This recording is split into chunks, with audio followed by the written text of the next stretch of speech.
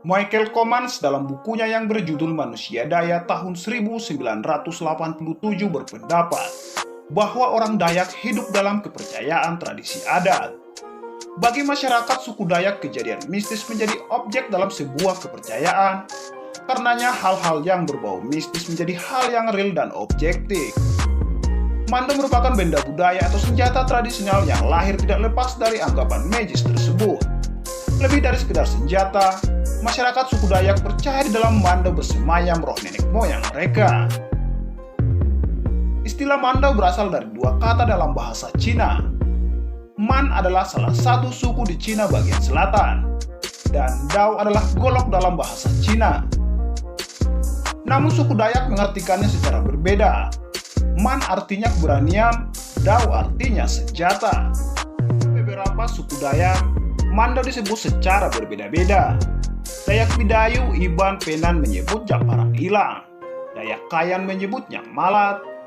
Baik bagi Dayak Kenyah, Ekek bagi Dayak Benoak, Edok atau Beliu bagi Dayak Wahau, sementara Dayak Tunjung menyebutnya Lobok.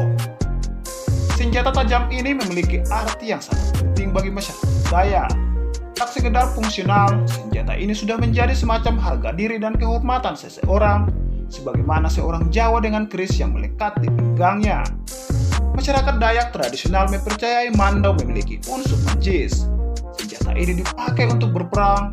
Mando juga digunakan sebagai perlengkapan upacara dan tarian adat. Suku Dayak seperti masyarakat tradisional Nusantara lainnya dekat dengan alam.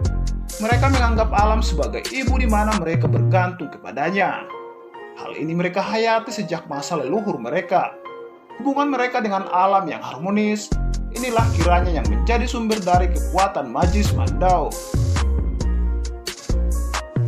Dalam video berikut ini akan kami sajikan beberapa fakta tentang Mandau sebagai senjata yang paling terkenal dari suku Dayak di Kalimantan.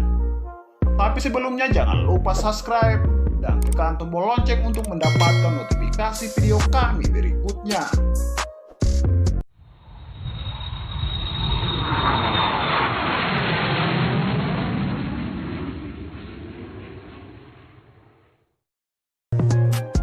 Bilah dan sarung atau disebut kumpang. Bagian bilah Mandau berbentuk menyerupai tigang yang oleh masyarakat suku Dayak dianggap sebagai burung suci. Walaupun bilah Mandau seragam berbentuk burung tigang, tapi tiap-tiap Mandau memiliki ukiran yang berbeda. Sementara kumpang terbuat dari kayu yang dilapisi tanduk rusa. Kumpang biasanya dihiasi oleh berbagai ukiran, dan ukiran ini konon dipercaya mampu mengusir binatang buas yang mencoba mendekat. Pada bagian pangkal kumpang, terdapat rajutan rotan yang berfungsi sebagai tali pengait di pinggang. Sementara pada bagian sisinya, terdapat kantung kecil yang bisa diisi pisau pahat atau senjata tradisional lain yang berukuran lebih kecil dari Mandau. Ambang, senjata sejenis Mandau. Banyak tetua adat suku Dayak menyebut Mandau sebagai sebutan ambang. Secara bentuk, Mandau dan ambang memang serupa. Tapi jika ditelisik lebih dekat, terdapat perbedaan yang sangat besar. Ambang bisa dibilang sebagai tiruan Mandau. Ambang adalah sebutan bagi Mandau yang terbuat dari besi biasa yang sering dijadikan sebagai cenderamata. Orang awam atau orang yang tidak terbiasa melihat ataupun memegang Mandau akan sulit untuk membedakan antara Mandau dengan ambang. Jika dilihat secara kasat mata, memang keduanya hampir sama. Tetapi keduanya sangatlah berbeda. Namun jika dilihat dengan lebih detail, maka akan terlihat perbedaan yang mencolok. Yaitu pada Mandau terdapat ukiran atau bertatakan emas, tembaga ataupun perak, dan Mandau lebih kuat serta lentur. Karena Mandau terbuat dari batu gunung yang mengandung besi dan diolah oleh seorang ahli. Sedangkan ambang hanyalah terbuat dari besi biasa. Sebagai senjata perang, suku Dayak dengan senjata Mandaunya terkenal kejam dan ahli dalam peperangan. Kelompok klan mereka melawan bangsa-bangsa lain yang datang ke Pulau Kalimantan, termasuk bangsa Melayu dan bangsa Austronesia.